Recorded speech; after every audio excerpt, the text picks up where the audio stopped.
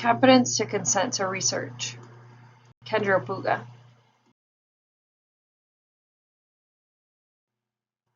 According to Merriam-Webster Dictionary, competence is being able to have sufficient knowledge, judgment, skill, and or strength to do something such as a duty or a task. Competence evaluations are extremely important. They're vital to the defendant, and this includes an assessment of the present mental state versus the mental state at the time of the offense. So a subcategory of competence evaluations are for research, and this is research that is done for medical and psychological purposes, targeted towards treatments for mental health. Mental health treatment is vital to our society. To gain treatment or better current treatments, we need to do research. And then that research is done on participants on social or behavioral, obtains little to no risk versus biomedical. So anything biomedical can be incredibly risky, may even causing harm to the subject. So that's important to know if they can withstand or understand the risks at hand, which is why these evaluations are so important before proceeding. The process of assessments and evaluations can be very lengthy, but for good reason. It's the evaluator's responsibility to make sure that the person they're assessing is presented as much information and knowledge of the proposed research and or treatment that comes with consenting or not consenting. It's important to make sure there's no misunderstanding about the process or what is being presented, noting if there is alternative options or treatments, the benefits and the risk of proceeding or not proceeding. Assessing someone can be tricky because it's crucial to understand why someone may be consenting or not. This includes situational factors such as family members that may be convincing them to do it or not to do it or what's best for them.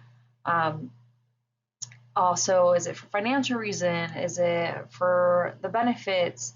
There's a lot that can go into it, and it's important for the assessor to kind of weed through that and figure out, is this competence coming from them, the pressure, the influence from other people. I worked in a lot of like assisted livings with, elderly, and I saw this a lot where family would come in, they would make a decision and then family would come in and all of a sudden they change their mind. So it's important to kind of understand the difference and what their family is saying or their outside influences as well. Below I have an article from Columbia University in New York. It's a really good article. It's very straight to the point. It explains how assessing potential research participants' capacity to consent includes the standard and the use of the consent. It's a very quick read and straight to the point. I want to touch on advance directives a little bit, just because it's a huge part of the healthcare system. So an advance directive is a legal document.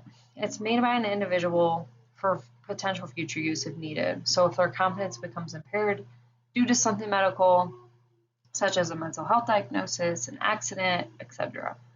It helps guide medical decisions on what they would want in case they're unable to make a decision for themselves in the future. So whether it's a use of a prescription, a treatment plan, intervention, or therefore lack of, it can also be appointed to someone to help make these decisions in case of their inability to.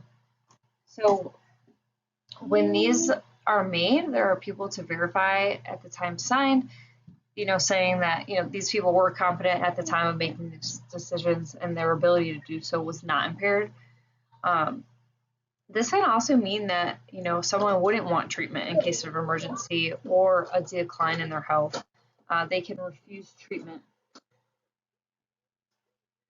This is beneficial not only to the individual's family, but also to the healthcare team. It can help streamline a care plan faster, as well as support them on a legal end. So, if someone came in and their advance directives are, I don't want to be resuscitated in the case of my heart stops beating, they have a legal obligation to not resuscitate. So it also just helps them too. So there are legal requirements in place to streamline and keep consent ethical. I like the example that Melton gives in his text, Psychological Evaluations for the Courts. It stated how Nazi Germany carried out quote unquote research, but it was in the name of abusing humans and their rights. The Department of Health and Human Services and other federal agencies have guidelines to help regulate human rights. The ones that I'm going to state are specifically if there is any potential risk, and there are other applicable additional notes if deemed appropriate, but that's, case to case. The first one, and these are all directly from Melton's text, there needs to be a statement that the study involves research. So it needs to have an explanation, a purpose of the research, the estimated duration, a description, and any identifications of any experimental procedures if there will be. The second one is risk. So if there's any reasonable risk or discomforts that the subject may go through, they need to be aware of that. Third is any benefits the subject might yield during or after the research. Fourth is any alternative procedures or treatments. So this would be an advantage for the subject, and they need to be aware of that if it's, presented to them. Fifth, Health Insurance Portability and Accountability Act, which is also known as HIPAA. This protects the subject's confidentiality. Sixth, risk. So there needs to be also an explanation of compensation if there's in the event of an injury. Seventh, there needs to be a contact in place if there's questions regarding the research or the subject's rights. So someone they can talk to that's not conducting the research, right? Eighth is going to be a statement explaining that this is voluntary. So the subject needs to sign this, they're willingly doing this, and that participation can be discontinued at any time with no penalty. So all these are going to help keep subjects safe. This is, after the assessment, they just need to be aware of their rights.